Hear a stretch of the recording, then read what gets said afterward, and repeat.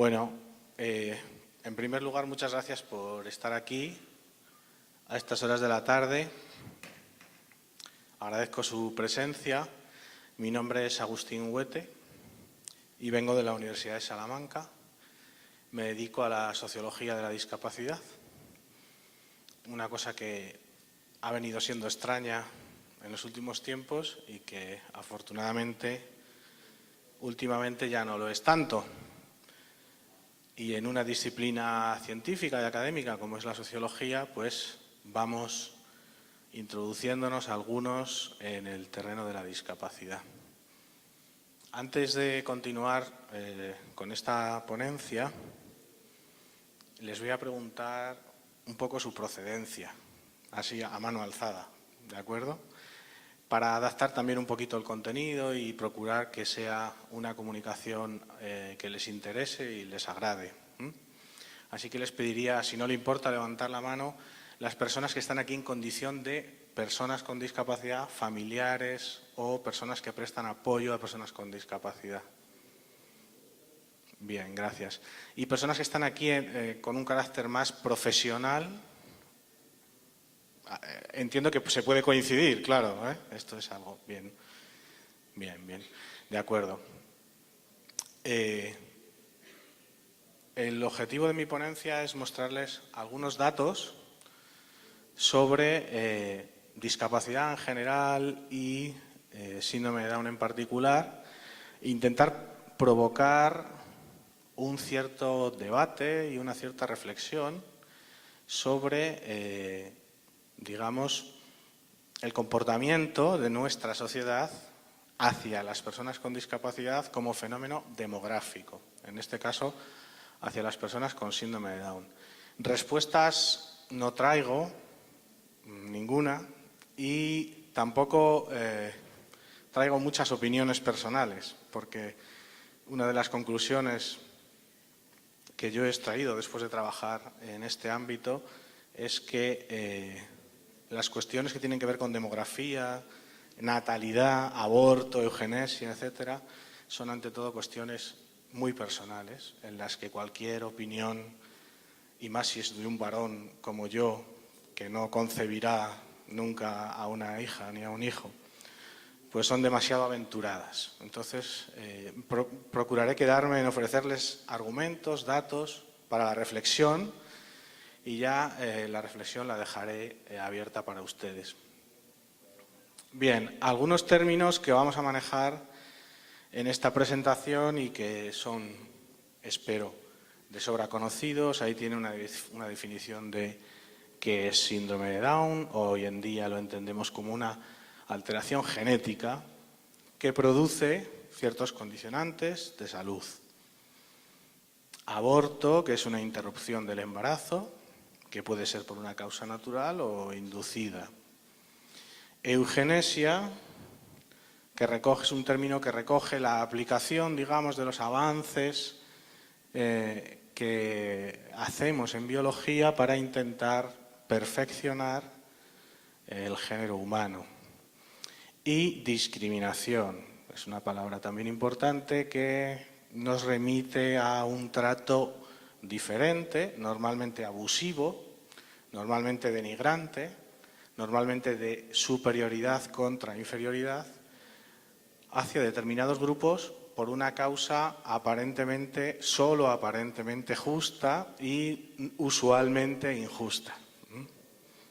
Si alguien no entiende algo o no está de acuerdo, por favor, siéntase libre de levantar la mano y hacemos un debate sobre el asunto. Bien. Les voy a dar algunas estadísticas ahora sobre población con discapacidad en España. No me interesa tanto que se queden con las cifras, porque las cifras de discapacidad en España, pues bueno, son más interesantes para quienes vivimos allí, menos interesantes para el resto. Lo importante, y a lo que yo les quiero llevar, es a reflexionar sobre cuán necesaria es tener información estadística sobre la población con discapacidad y lo difícil que resulta obtenerla. Y cuando la tenemos, lo difícil que resulta manejarla.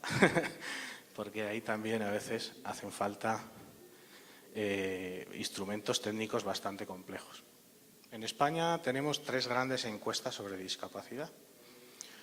Claro, la pregunta es, ¿cómo podemos obtener estadísticas sobre discapacidad?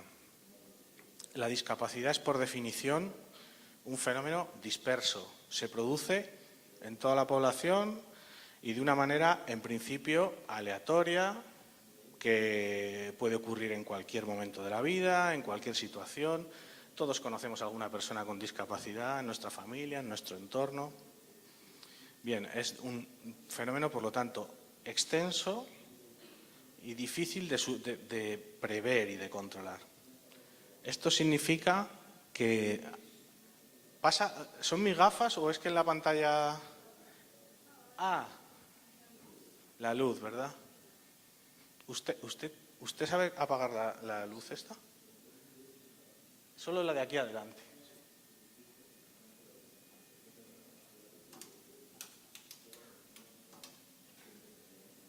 ¿Cuál es la que tiembla? ¿Esta? ¿O esa? Esta. Apague esta.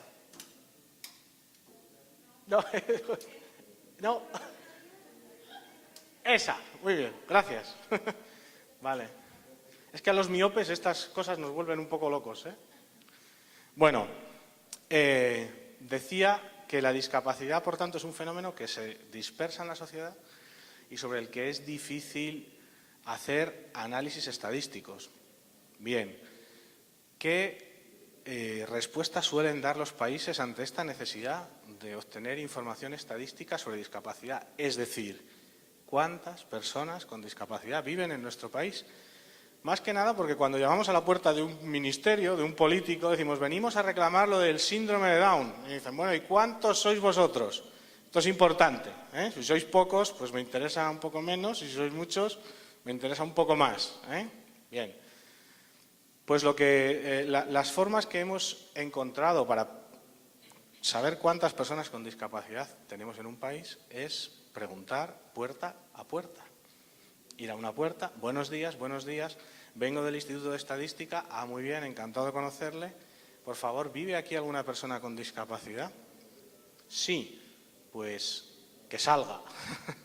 Y entonces le preguntamos cuál es su estado de salud, cuál es su edad, qué estudios tiene, etcétera, y así vamos componiendo. Pero claro, hemos dicho que la discapacidad es un fenómeno que se oculta en la población, que se dispersa.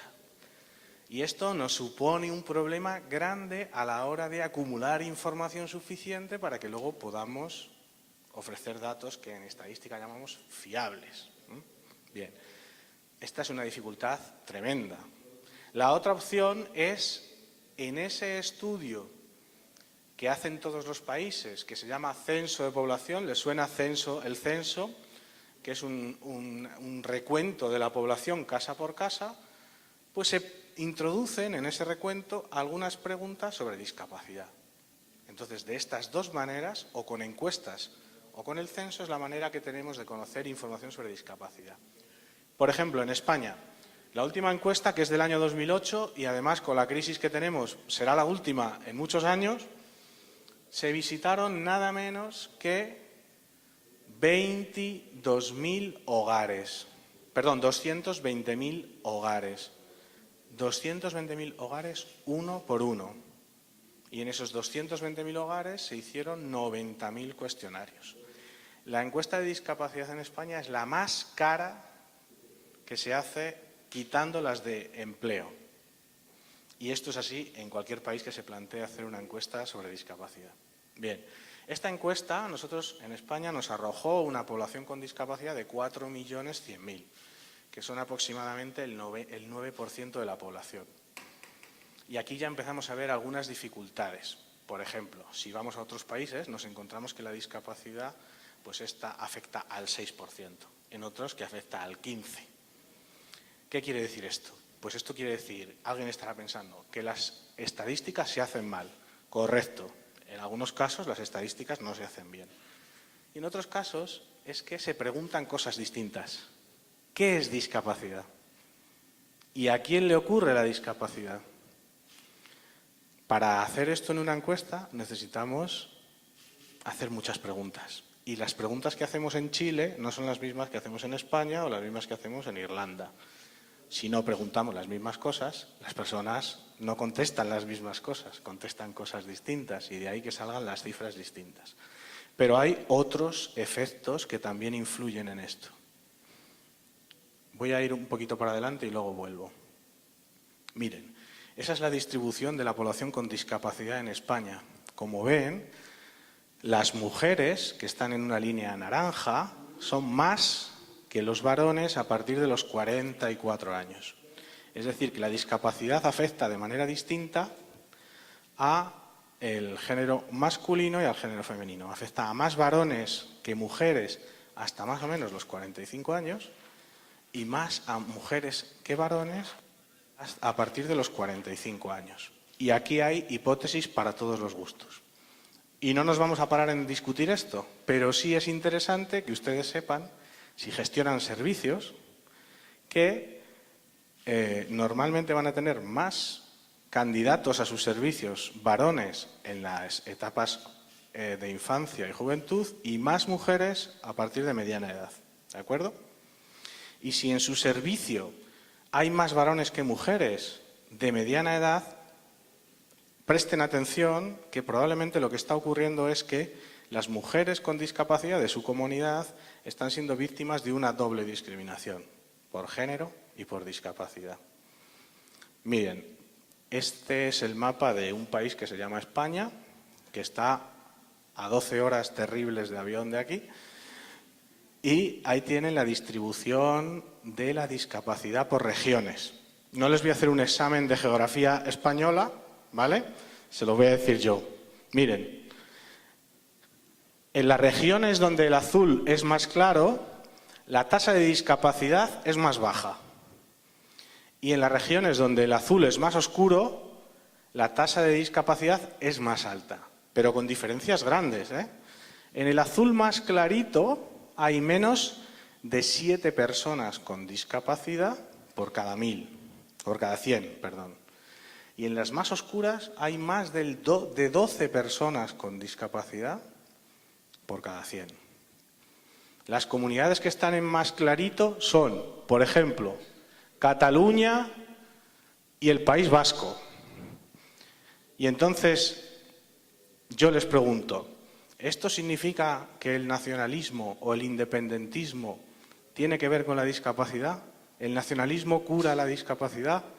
No, no es eso. Pero sí la riqueza. Las regiones más ricas, Cataluña, el País Vasco, Navarra, La Rioja, la Comunidad de Madrid, Baleares, las regiones más ricas tienen menos población con discapacidad. Las regiones más pobres tienen más personas con discapacidad. Y esto ya sí es importante. Lo decía don Jesús Coronado en su intervención esta mañana. Pobreza y discapacidad se asocian y se retroalimentan.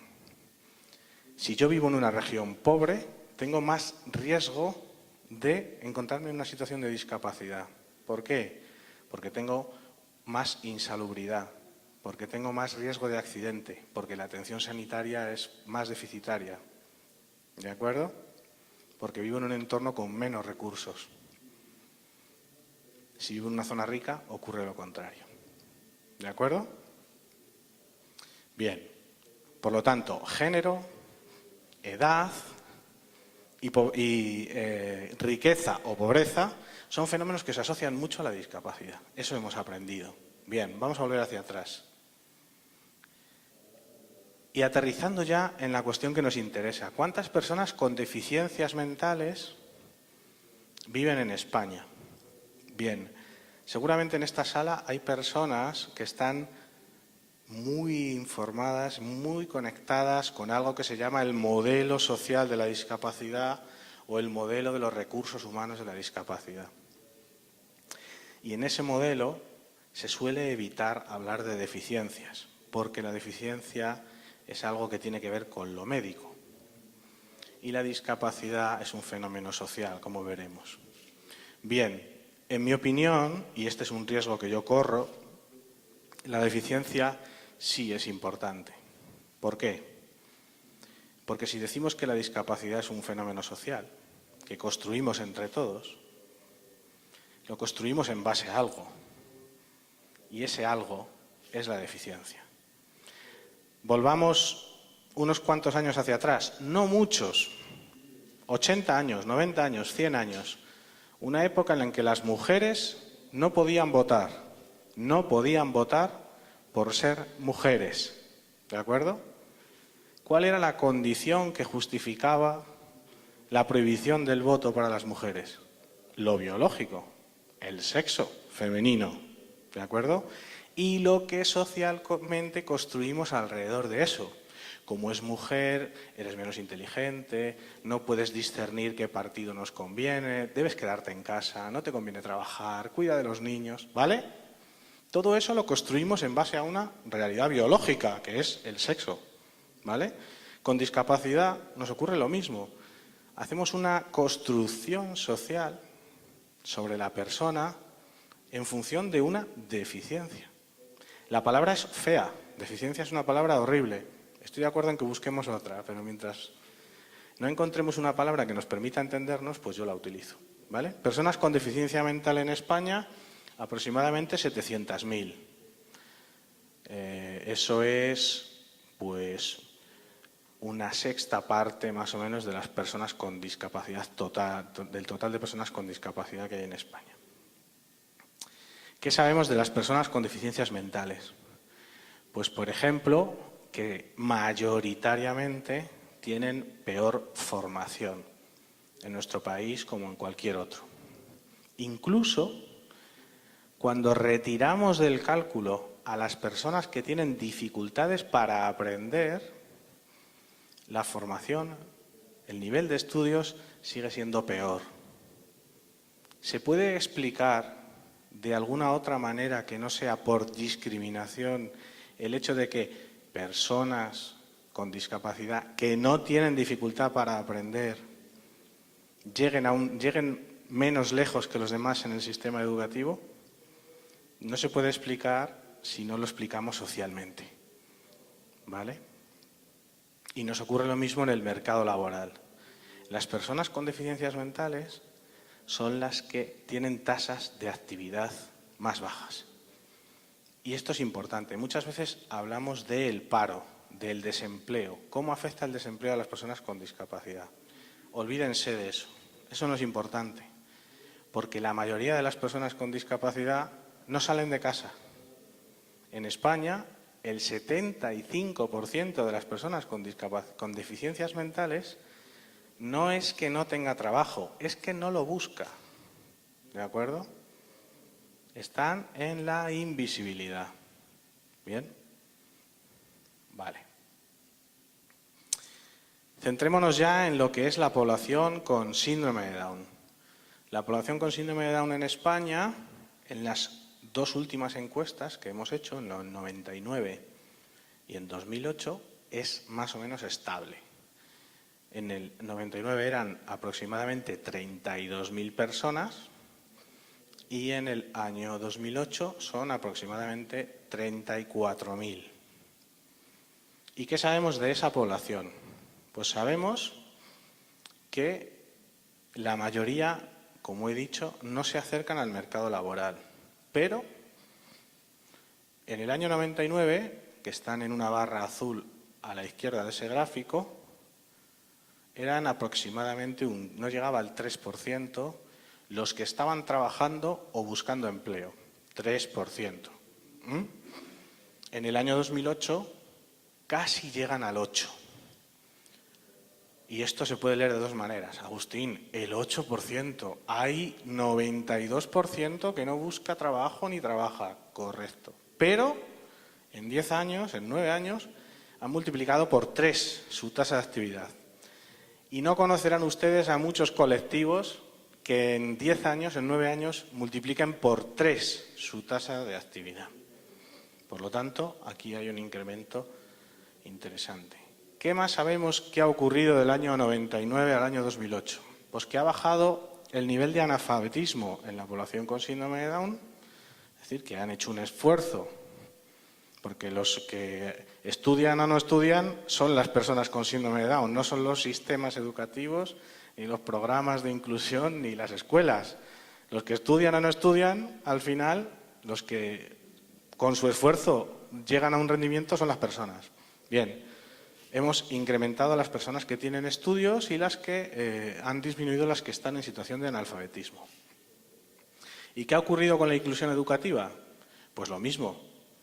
Ha bajado casi 20 puntos porcentuales la población que ha salido de la educación especial, es decir, de los centros específicos para personas con discapacidad que nadie les engañe, están prohibidos. Los centros de educación especial están prohibidos, sobre todo en aquellos países que han ratificado la Convención de Naciones Unidas sobre Derechos de las Personas con Discapacidad, que en Iberoamérica, si no estoy mal informado, son todos los países excepto Venezuela, que firmó el mes pasado, pero todavía no ha ratificado. El protocolo no, solo ha firmado. Esto de la convención, ¿ustedes lo entienden? Lo del protocolo y la ratificación es muy sencillo. Yo lo explico con el ejemplo de la comunidad de vecinos. Yo no sé si ustedes viven en una comunidad de vecinos, yo sí. Entonces, cuando en la comunidad se decide, por ejemplo, arreglar el tejado o poner un ascensor, tú puedes votar que estás de acuerdo, pero luego cuando hay que poner el dinero decir que tú no lo pones. O sea, está bien que pongan el ascensor, pero que lo paguen los demás. Pues esto es lo mismo. ¿Está usted de acuerdo con la convención? Sí, señor. ¿La va a aplicar en su país? No, no. De momento voy a ver cómo les va a los demás y luego ya si eso hablamos. Eso es lo de la aprobación y la ratificación, más o menos. Bien. Y un aumento considerable de la población que está en escuelas inclusivas, es decir, que estudia con los demás niños. Bien, respecto a la esperanza de vida, la población con síndrome de Down en España en los últimos 10 años ha incrementado su esperanza de vida. No hay cálculos exactos, porque tenemos una carencia de datos muy grande, pero estimamos que más allá de 15 años de esperanza de vida. Una esperanza de vida que a principios del siglo XX era aproximadamente de 17 años para la población con síndrome de Down y que estimamos que hoy en día se acerca a los 66, 67 años. Y aquí empezamos a ver algunas de las cosas sobre las que yo les quiero hacer reflexionar, y es que en la etapa de 5 a 19 años la población con síndrome de Down en España prácticamente se ha reducido a la mitad, ¿vale? Por lo tanto, tenemos dos fenómenos que en demografía se comportan de manera contraria. La esperanza de vida hace crecer la población. Si hay más personas que viven más años, tendremos más. Si contamos a todos, habrá más que en años anteriores, pero nacen menos. Y ahí tenemos un fenómeno que tira para abajo de la demografía. ¿De acuerdo? Bien. Lo que les muestro ahora es la tasa de nacimientos de niños y niñas con síndrome de Down en España en los últimos 30 años. Perdón, en los últimos 46 años. Por grupos de años para no volvernos locos. Al principio está el finales de los años 70. Me voy a acercar ahí.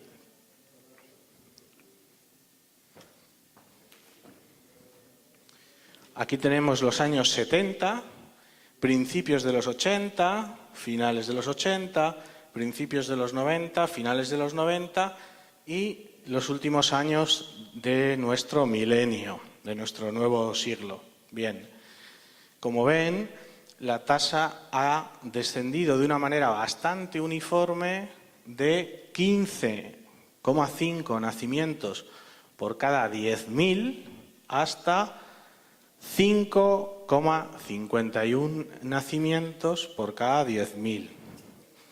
Es decir, el número de nacimientos de niños con síndrome de Down en España se ha dividido por 3. En todos los países en los que existen registros de natalidad, los fenómenos económicos o políticos afectan a la natalidad. Y en España pasa también eso. Cuando hay crisis económicas, cuando las cosas van mal, nacen menos niños, y cuando las cosas van bien, pues estamos todos muy contentos, y normalmente el resultado de estar muy contento es que haya más niños. Pero, sí.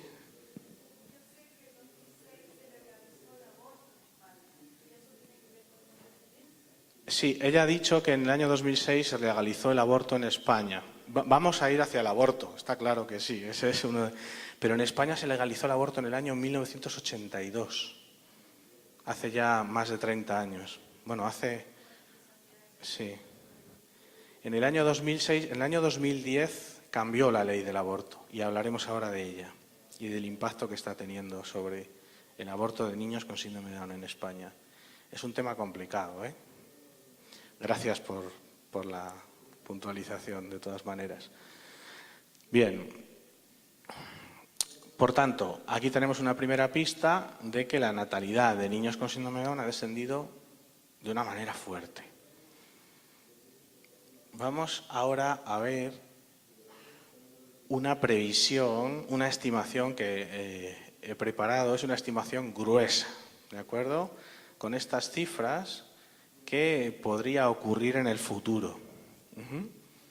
En los datos que yo les he mostrado, estos anteriores, vienen de un pequeño tesoro que tenemos en España, que es un estudio que se llama, tiene un nombre rarísimo, Estudio Colaborativo Español de Malformaciones Congénitas, que dirige una doctora a la que deberíamos poner un monumento en nuestro país, que se llama María Luisa Martínez Frías.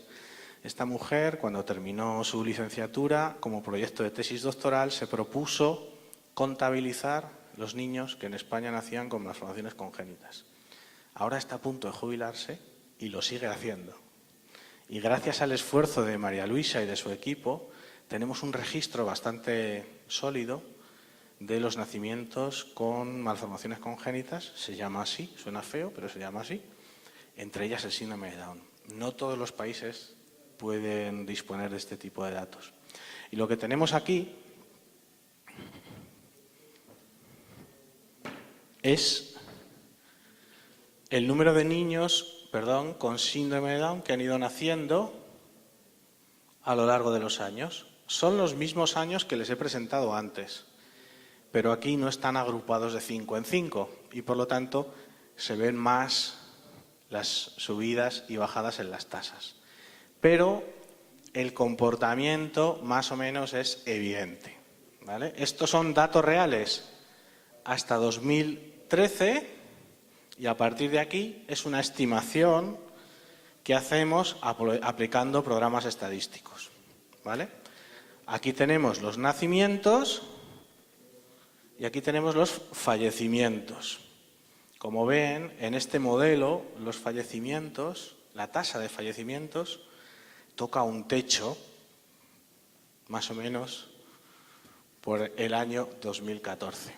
Es decir, el próximo año. Si estas cifras se cumplen, aquí tenemos lo que se llama el crecimiento vegetativo, que no es más que la diferencia entre los niños que nacen y las personas adultas o niños, bueno, en fin, y las personas que fallecen. Cuando una sociedad nacen más niños que de las personas que mueren, pues tiene un crecimiento vegetativo positivo, es decir, esa sociedad crece. Cuando el crecimiento vegetativo es negativo, esa sociedad tiende a decrecer, esa población. ¿De acuerdo? En el caso del síndrome de Down, en España, estamos llegando más o menos en estas fechas a un punto en el que fallecerán más personas con síndrome de Down de las que nacen. Es decir, será un grupo poblacional con un crecimiento vegetativo negativo. El resultado de esto es que esperamos que para el año que viene la población con síndrome de Down en España esté tocando techo y a partir de ahí cada vez habrá menos personas con síndrome de Down. ¿Por qué? Porque nacen menos de las que fallecen. A pesar de que la esperanza de vida juega a favor de la población, porque como se viven más años, la población se mantiene, digamos, más tiempo estable. Pero aún así el efecto de la ausencia de nacimientos va a provocar un descenso de la población. Cuidado con esta gráfica que es engañosa, porque aquí no tenemos el cero, ¿eh? Aquí tenemos 25.000 personas. Nuestra estimación es que hoy en día tenemos 34.000, en el año 2050 serán aproximadamente 27.000. Aquí lo que tienen es una comparación de las tasas de nacimiento de niños con síndrome de Down en 3 países, Chile, Estados Unidos y España. Chile en verde. ¿Por qué en verde? Pues porque el verde me gusta y me gusta Chile, a mí también, entonces está en verde. España en azul, pues también, porque sí, pues ese día amaneció bonito, y Estados Unidos en rojo, pues por la Coca-Cola, ¿vale? La tasa de nacimientos de niños con síndrome de Down en Chile es una de las más altas del mundo. ¿Por qué? Pues siento decir que exactamente no lo sabemos. Seguramente tiene que ver con condicionantes ambientales y genéticos, ¿de acuerdo? Y en Estados Unidos nacen menos, pero las proporciones se mantienen. En España la tasa es claramente en descenso. De hecho, España es uno de los países del mundo en el que menos niños con síndrome de Down nacen. Bien, ¿qué marco legal tenemos en España? Pues en España tenemos un marco legal favorable al aborto de los niños con síndrome de Down. Y la vía que existe en la ley para este tipo de abortos, más allá de los plazos que la ley marca para toda la población, es el artículo 15, que dice interrupción por causas médicas. En cualquier momento, si se detecta un feto, una enfermedad extremadamente grave e incurable en el momento del diagnóstico, y así lo confirme un comité clínico. ¿Qué dice la Convención? La Convención Internacional de Derechos de las Personas con Discapacidad, que España ratificó en el año 2008, dice que los Estados partes reafirman el derecho inherente a la vida de todos los seres humanos y adoptarán las medidas necesarias para garantizar el goce efectivo de ese derecho de las personas con discapacidad en igualdad de condiciones que los demás. Parece que hay una contradicción entre el ordenamiento jurídico español y lo que dice la Convención. De todas maneras, ahora mismo en mi país hay un debate extremadamente enconado y el gobierno actual está planteando una reforma de la ley del aborto en la que pretende eliminar esta previsión.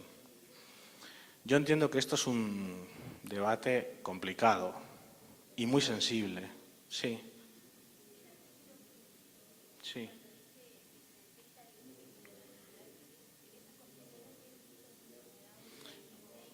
Vamos a, claro, aquí tendríamos que volver sí, ella ha preguntado si se puede considerar por un equipo médico el síndrome de Down como una enfermedad extremadamente grave e incurable. Voy a cambiar la pregunta. La pregunta es, ¿ha habido algún equipo médico en España que informe que el síndrome de Down es una enfermedad extremadamente grave e incurable? Sí, sí, es cierto. Sí, sí, es así. ¿Se puede considerar el síndrome de Down una enfermedad extremadamente grave e incurable? Yo, por supuesto, tengo a eso una respuesta que es no, ¿no? Pero, un momento. A mí nadie me ha venido nunca y me ha dicho, Agustín, tu esposa está embarazada, vas a tener un hijo con síndrome de Down. No me he visto en esa, ¿eh? Entonces, esto es muy fácil hablar, pero yo, sobre todo, quiero hablar con mucho respeto. Y con respeto a las familias que abortan, ¿eh? Y con respeto a las familias que tienen hijos con discapacidad que tienen un discurso favorable a la interrupción del embarazo. Eso no significa, yo nunca pensaré que no quieran a sus hijos. Yo me intento escudar en las cifras porque los debates afectivos son peligrosos, ¿no? Entonces, inevitables, bien, correcto. Pero vamos a acabar con las cifras y luego ya nos metemos en la... ¿Vale? Bien, la reflexión. ¿Han oído hablar alguna vez del mito de Pigmalión? ¿Pigmalión les suena? ¿Sí? ¿Sí? ¿Quién ha dicho sí? ¿Tú? ¿Alguien más? ¿Me dejáis que lo cuente, aunque lo conocéis ya? Pigmalión era un escultor y rey griego, esto es una leyenda de la mitología griega, que no encontraba a la mujer ideal. Esto es una forma de decirlo suave. En realidad es que el hombre era bastante misógino y a todas le veía algún defecto, ¿eh? Entonces, como él era escultor, pues decidió esculpir a la mujer ideal, Galatea, y se enamoró perdidamente de ella, de la escultura, fíjate tú. Tanto que una diosa, que no sé si fue Afrodita o Venus, no me acuerdo, se apiadó de él y le dio vida a la escultura. Y Pigmalión pensó que con sus deseos, con su actitud, con sus expectativas hacia la estatua, había conseguido hacer de ella lo que él quería. La mujer perfecta. ¿De acuerdo? El mito de Pigmalión nos ha servido para explicar un efecto que se da en cualquier ámbito de la vida, pero se da mucho en la enseñanza, en la educación, y es que nuestras expectativas hacia los demás modelan su comportamiento. Nuestras expectativas positivas, pero también nuestras expectativas negativas. Yo esto lo aprendí con 8 años, porque yo cuando tenía 8 años, todos los domingos, cuando nos sentábamos a comer en la mesa, mi padre decía, mira a ver si tiras la copa, y yo la tiraba sistemáticamente, todos los domingos. Y ahí había un poco de efecto Pigmalión. En alguna parte de mi interior yo entendía que mi padre esperaba de mí que tirara la copa. Y yo la tiraba. ¿Por qué? Pues porque la autoridad para mí es importante, ¿no? Bueno, yo lo cuento esto como una anécdota, pero es así. Lo que esperamos de los demás modela su comportamiento. Y normalmente lo que nos ocurre es que de las personas con discapacidad esperamos menos. Y en nuestro imaginario les damos una vida inferior. Y aquí sí que me atrevo a involucrarme. Cuando un equipo médico hace un informe sobre, por ejemplo, un diagnóstico de síndrome de Down como una enfermedad incurable y extremadamente grave, en ese informe hay una representación social de lo que nosotros esperamos de la discapacidad. Y por lo tanto, en mi opinión, no podremos transformar esa realidad mientras no transformemos nuestra cultura. Seguramente hoy en día nos parecerá que ser mujer no es una enfermedad extremadamente grave e incurable, pero en otras culturas no es así. De hecho, ahora mismo, hoy, 2013, en China tienen un problema grave de demografía porque la ley que obliga a tener un solo hijo por pareja ha llevado a que haya muchos más niños que niñas pequeños en China. ¿Por qué? Pues porque hay unas expectativas diferentes hacia los niños que hacia las niñas. ¿Entienden este juego? Pues es lo mismo que ocurre con la discapacidad. ¿Qué esperamos? Esperamos que tenga una vida inferior. No hará, no será. Y este juego de expectativas hacia las personas con discapacidad lo tenemos presente a diario en todos nosotros. No solo a la hora de diagnosticar un síndrome de Down. Esto ocurre todos los días. Ocurre con nuestra pareja. Ocurre con nuestros hijos. Fíjate, el mayor, lo buen estudiante que es, lo tranquilo que es, y el pequeño es que no parece su hermano, es revoltoso. En eso tiene que ver mucho la personalidad, pero también tiene mucho que ver las expectativas. ¿Quién no se ha visto delante de un niño o una niña de 2 meses diciendo, qué despierto es, qué inteligente, fíjate cómo mira, ¿eh?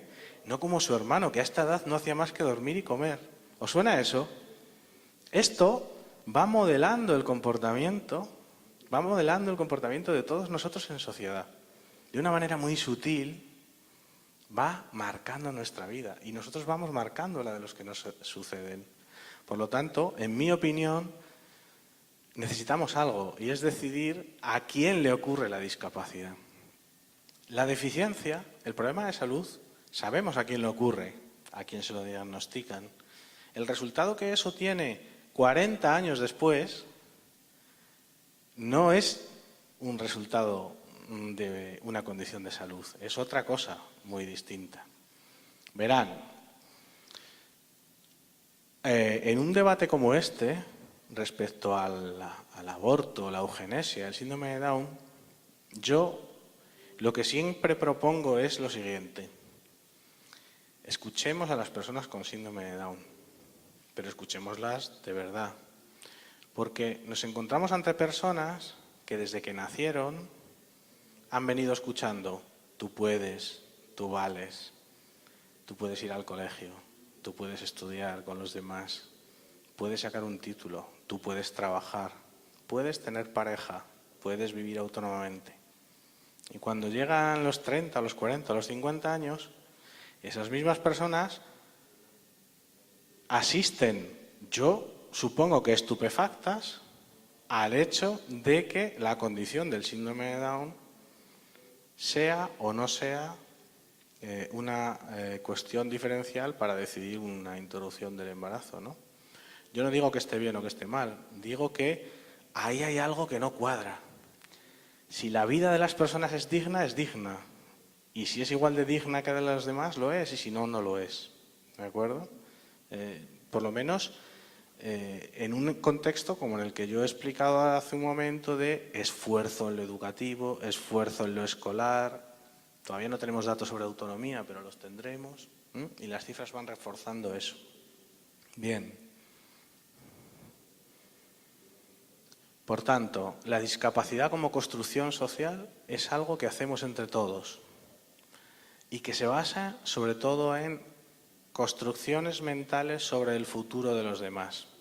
En mi opinión, esto solo se transforma con un trabajo intenso de sensibilización e información como cambio cultural.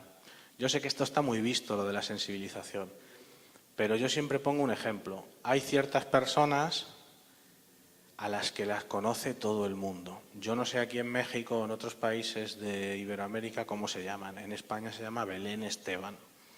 Belén Esteban es una exnovia de un torero que no ha hecho en su vida nada más que aparecer en los programas del corazón, tener sus amores, revelarlos por la tele. Pero el caso es que todo el país está pendiente de cuando esta mujer habla o no habla, si se está desintoxicando, si ahora tiene un novio nuevo, etcétera. Todo el mundo conoce ciertos temas. Nos pasa con el fútbol, nos pasa con las telenovelas. No hace falta hablar mucho en la calle. Sales, dices el nombre de un actor, de una actriz, de un futbolista, ya tienes tema de conversación y todo el mundo conoce, ¿está de acuerdo? El problema de la discapacidad, en mi punto de vista, es que hay un problema grave de invisibilización. Necesitamos estar más presentes. Hablábamos al principio de las estadísticas. Muchas estadísticas no solo es que no pregunten por discapacidad, es que discriminan a las personas con discapacidad. Es que cuando estamos haciendo una encuesta, por ejemplo, de consumo de bebidas alcohólicas o, por ejemplo, de consumo de televisión, el entrevistador que se acerca a una casa a preguntar sobre el fenómeno que sea, tiene una nota que le dice: si la persona que usted va a entrevistar no puede hablar o no le entiende, cambia a otra. ¿Cómo vamos a saber cuáles son las necesidades o la realidad de las personas con discapacidad si no se lo estamos preguntando? Yo entiendo que todos trabajamos en un mundo en el que la discapacidad está muy presente, pero no se engañen, ese no es el mundo real. En España, el 80% de las personas con discapacidad, repito, el 80% de las personas con discapacidad no pertenece a ninguna asociación, no está asociada. Por lo tanto, no tiene acceso a los canales de información que nosotros compartimos. Vivimos como en una especie de realidad virtual. Nos dedicamos a la élite de la discapacidad. ¿Por qué a la élite? Porque nos dedicamos a un grupo que está informado. Mi opinión, mi propuesta es, mientras no seamos capaces de trascender esa invisibilidad, en estos debates nunca podremos entrar. Yo estoy dispuesto a debatir si tenemos que abortar o no abortar a una persona con síndrome de Down o con cualquier otro diagnóstico prenatal. Lo que no estoy dispuesto a admitir es que lo que esperamos que sea la vida de esa persona sirva como elemento para decidir.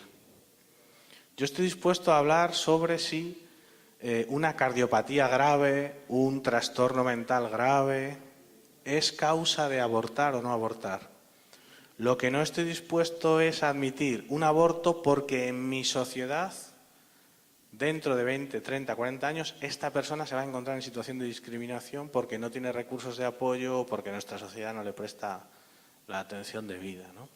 Por lo tanto, yo creo que el debate es más bien otro, incluso que de esta manera podemos librarnos de un debate tan difícil como es el de la interrupción voluntaria del embarazo. Porque es que además, yo estoy seguro de que ninguna mujer, cuando se ve en el trámite de interrumpir su embarazo, eso le supone nada más que un arañazo en el alma, ¿no? Y una situación completamente penosa que a nadie le gusta pasar. Hay otro elemento importante por el cual el debate del aborto eugenésico es complicado y es que en España además es ideológico. La gente de derechas está en contra y la gente de izquierdas está a favor. Esto es como lo de los equipos de fútbol. En realidad esto es absurdo, porque el aborto es de por sí una experiencia individual, que no tiene nada que ver con de qué partido eres o a quién votas.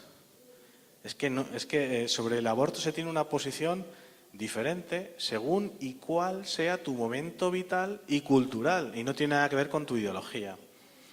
Tendríamos que ser capaces de eliminar el debate ideológico en la reflexión sobre el aborto. En España esto no ocurre.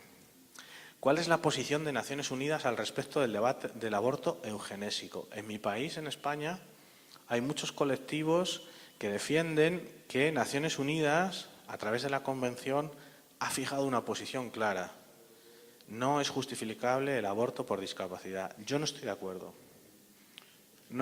Yo creo que Naciones Unidas, en realidad, sobre este tema, ha dejado un texto en la Convención que se puede interpretar de muchas maneras, pero no ha fijado posición después con ningún informe. Ha hecho informes sobre educación inclusiva, ha hecho informes sobre muchas otras cosas, pero sobre sobre aborto no tenemos un dictamen claro. O sea que también es cierto que no hay una posición clara, en mi opinión, de Naciones Unidas respecto al el aborto eugenésico. Y por último, yo haría un llamamiento a la responsabilidad. Y en esto tenemos que ser valientes. Si hemos sido atrevidos para la inclusión educativa, la inclusión laboral, hemos fortalecido, empoderado a las personas con síndrome de Down para que sean autónomas e independientes, tenemos que ser capaces de incluir a las propias personas con discapacidad, en este caso con síndrome de Down, en el debate de la interrupción del embarazo. Y con esto yo ya me callo, que llevo un rato largo hablando. Les invito a intervenir, a hacer las preguntas que quieran. Y si no, pues como estamos terminando más bien prontito y quieren descansar, pues yo les felicito y me parecería fenomenal. Ahí tienen un correo electrónico, una página web y un perfil de Facebook y Twitter en el que me pueden encontrar. Muchas gracias por escucharme y adelante con tu pregunta.